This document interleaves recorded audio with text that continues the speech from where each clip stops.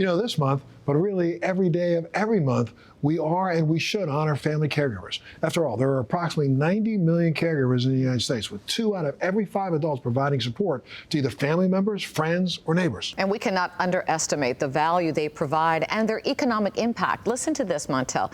In 2021, the estimated economic value of family caregivers' unpaid contributions was approximately $600 billion. That's crazy. Let me repeat that, $600 billion. Now, this is larger than the budgets for both Medicare and Medicaid. Now, let's face it, there are some very big caregiver challenges in this nation right now that we're facing. That's right. And joining us today is Marvell Adams Jr., CEO of Caregiver Action Network, which is dedicated to providing information, resources, and training to ensure the needs of family caregivers are being met nationally. Welcome to the show. Thanks so much. It is an honor to be here. Thanks so much for having me. So the statistics we mentioned, I mean, come on, that's pretty alarming. And I guess my question is, what is the status of caregivers in the U.S. today?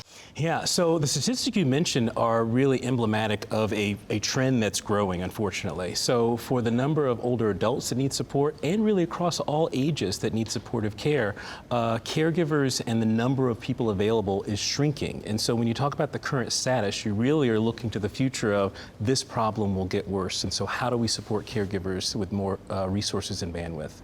I mean, look, we're dedicating this month, but it really should be, honestly, 24/7, 365 days a year. We should be honoring those who are unpaid, those unpaid heroes that are caring for their loved ones. Absolutely, and that's what it comes down to, is that understanding that their role is not paid, and most likely they have another role in their life where they are having to have a day job, a night job, whatever it may be, and then on top of that having the burdensome work of caring for a loved one that they want to be there for. CAN's support really brings those resources, support for mental health and physical well-being to that caregiver so that they can thrive and in order to support their loved one better. And Montel just mentioned that this is a special month for caregivers. What is it called? National Family Caregivers Month. Caregiver Action Network has always played a role in ensuring that the country understands the theme and the message of National Family Caregivers Month, because that awareness and the self-identification of caregivers is paramount in order for them to reach out for resources. And before we get into how we can help, right, help these caregivers, I think we should talk a little bit about the silent issues that they face. Can you touch upon that? Sure. So it's several. Physical and understanding their health and well-being has to be in good shape. You have to be able to put on your own oxygen mask before you can help someone else with theirs. The mental health aspect of it, and understanding that 60% of caregivers report that they have depression or have had a diagnosis of depression. And then the financial burden is very significant. So you're already talking about a caregiver that's not paid. In addition to that, they're spending on average $10,000 of their own money to be able to be that caregiver. 33% of their income over the annual basis being lost just because they're in the role of a caregiver and have to be supportive in that way. So, I mean, what do you do to help make a difference that way for people? So the perspective we always take is from the caregiver's position.